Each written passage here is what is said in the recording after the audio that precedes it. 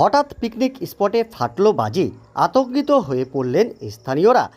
তরাই picnic স্পটে বিকট আওয়াজে আতঙ্কিত হয়ে পড়ে স্থানীয় এবং আশেপাশের মানুষজন। একের পর এক পুলিশের গাড়ি, দমকলের গাড়ি, বোম স্কোয়াড ও অ্যাম্বুলেন্স দেখে বাড়ি ছেড়ে বেরিয়ে আসে স্থানীয়রা।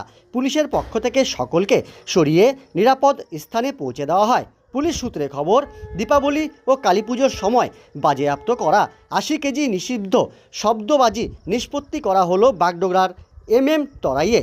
এদিকে কোর্টের অর্ডার নিয়ে বাগডোগরা থানার পুলিশ নদীর ধারে এই নিষ্পত্তি প্রক্রিয়া সম্পন্ন করে।